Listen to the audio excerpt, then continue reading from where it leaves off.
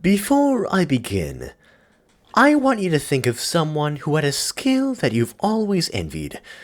Perhaps someone who's insanely good at hockey, or a friend who's really talented at cello. Now, growing up, I was not an artist. In fact, it's probably something that I was the least talented person in my entire class. I was extraordinarily mediocre. I did enjoy drawing, it just wasn't very good.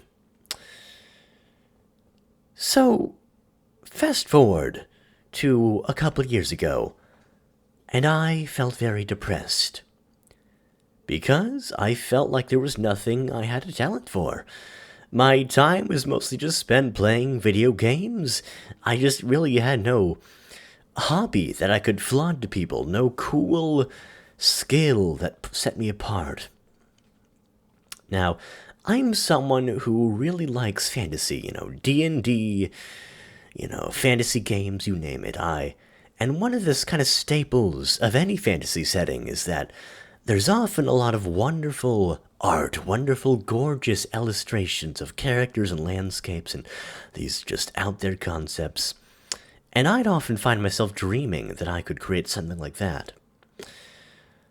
Around this time, I was in friend groups that had a lot of artists. I was surrounded by people who were just wonderfully talented. Unlike me, they never stopped drawing. They kept up that passion. And they were very encouraging because I was often down on myself because we had an art channel in our little group where they'd post their art, and I could never contribute because I just had no artistic skill at the time. But one thing I always told them was, man, I wish I could do what you do, but I can barely draw stick figures. I remember that. So, at one point, one of them suggests to me, this was on April 24th, 2019, he says, hey, you're always complaining that you don't know how to draw. Why don't you give tracing a shot? Why don't you try just tracing a photograph or art piece?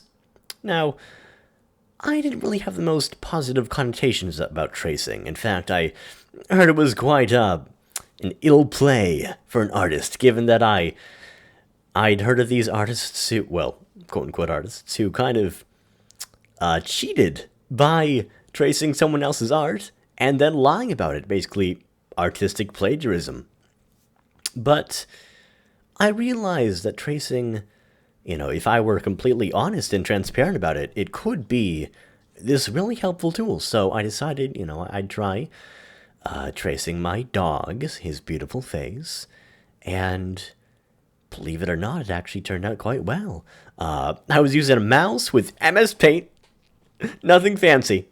But that one instance where I made a piece of art that actually looked decent, even if it was traced, that actually could look like what I was trying to convey, that completely reshaped my confidence.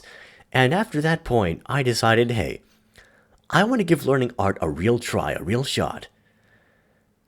And 2 years later, I moved on to freehand a while ago, and it's been going quite well. In fact, recently, I had people complete strangers who wanted to hang my art on their walls, and I've given them permission to do so.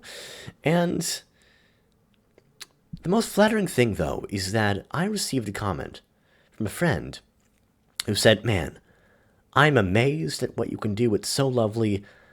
I wish I could do it. I can barely draw stick figures. And I thought to myself, that was me 2 years ago. I was that guy. But suddenly, I'm the one who's on the other side of the equation, and now I know how it feels. And it feels wonderful. Keep in mind, this is something I had zero talent for. I went from being a completely unskilled artist to being someone who people would pay to do work for them. And I want to stress here that if I can do it, anyone can.